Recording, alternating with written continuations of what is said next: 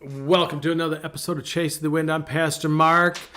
Let's see what the wind is doing, what the Holy Spirit is doing today, how it's blowing. I'm having a busy old day down here at the recording studios, and I did some Chasing the Winds, and then I did some songs, and I was singing that song. While I was singing the song, I love to tell the story. I sensed the Holy Spirit nudging me to tell a little bit of my own story. Now you hear parts of it, but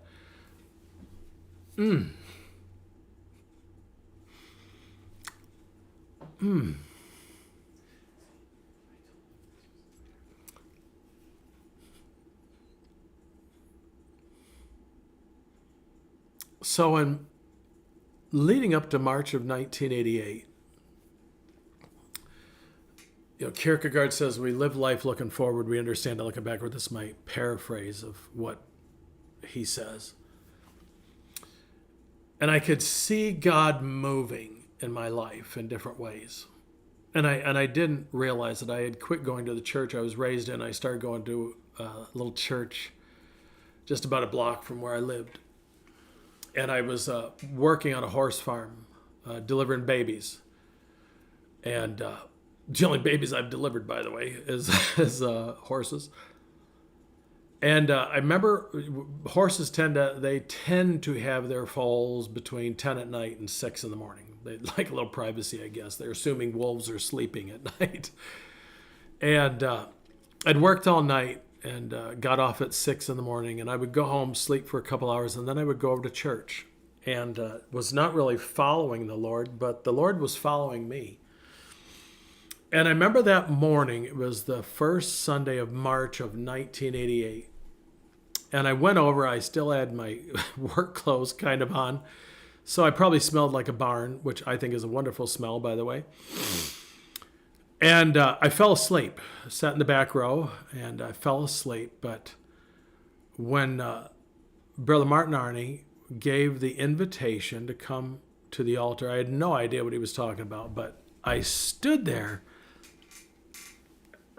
white knuckling. You've probably heard that phrase. And I'm grabbing hold of the pew in front of me and feeling like there's something going on that I had not ever experienced before.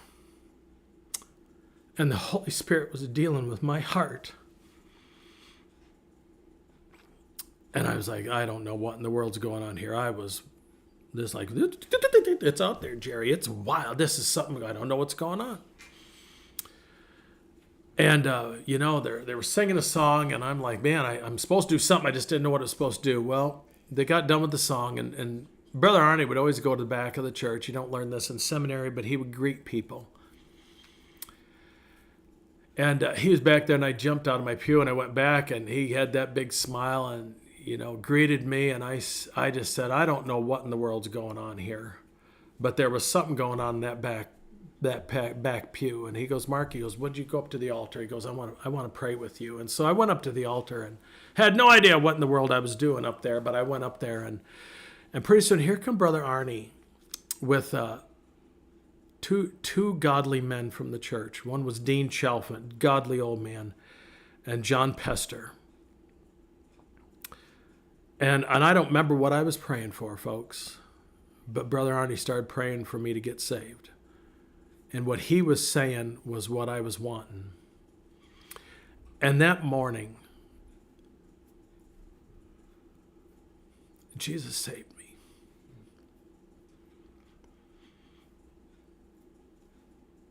As Phineas Brzee used to say, founder of the Church of Nazareth, wonderfully and gloriously saved. And I remember, I didn't know that's what it was. And got done praying, and Brother Arnie, he goes, hang on, I want to get you something. He goes back to his office, and he comes out with a little book called Now That You Are Saved. It was a little book to help you get going on your walk with the Lord. And I looked at him and says, is that what happened? I got saved? I didn't know what that was. And I found out really quickly what it was. And it changed my life. It changed everything. I used to say that, I came to Jesus and he changed all my plans and messed up all my plans, but I didn't have any plans. I was about 20 years old.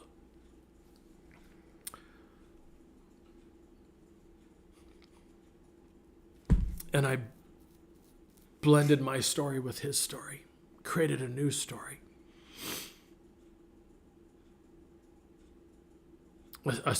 And he changed my life. And he's still changing my life. Some 38 years later.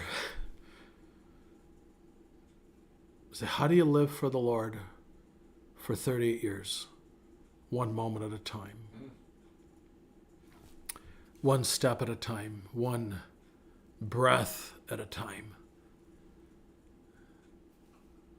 And I don't know why I was supposed to share that story with you. I didn't have a good backstory behind it. I wasn't a drug addict. I wasn't an alcoholic. I'd had my moments with alcohol, but it wasn't anything that was, I wasn't alcoholic. I wasn't living a wild life. I was a pretty good guy. But you can be a pretty good guy and still be lost. And I didn't find Jesus, folks. He found me. It was an interesting time as friends from high school had gone off to college. I didn't go off to college. That came later. But in that moment, Jesus knew I needed him, and for some strange reason, he wanted me. And I don't know. I'm just supposed to, it's been quite a party these last 38 years of walking with Jesus. The Lord's blessed me. He's tolerated me. He's put up with me. He's picked me up, dusted me off, got me back on, going again. Even in the good moments, bad moments, he still has loved me, not stopped loving me, got me back on track when I've gotten off track. And for some strange reason, called me into the ministry. But as I sang that song today, I love to tell the story. I felt Holy Spirit saying, Mark, tell a little bit of your story. There's so much more there. 38 years, there's so much more. But maybe today someone just needed to hear that story. Jesus he'll find you right where you're at. He found Elisha out in the farthest field. And God knew exactly where he was, and he found him. He found David out herding sheep. He found Paul walking down a road. He found Peter and James and John out fishing, and he'll find you right where you're at, no matter where it's at. But when he finds you, folks, let his story become your story. And then tell that story. So, folks, I'm going to leave it right there. Thanks for letting me kind of share that with you. Maybe I needed to share it. Sometimes we need the reminder of going back to our first love, where Jesus and I first really met. I can look back and see further back when he met me at the other church I was a part of, and I didn't know it then, but someday he's going to say, here's how it all put together, Mark. Here's how I did it. Wow. Thanks for letting me share. Keep chasing the wind chasers, because the wind is indeed. He is indeed chasing you. Thanks for letting me share. Grace and peace.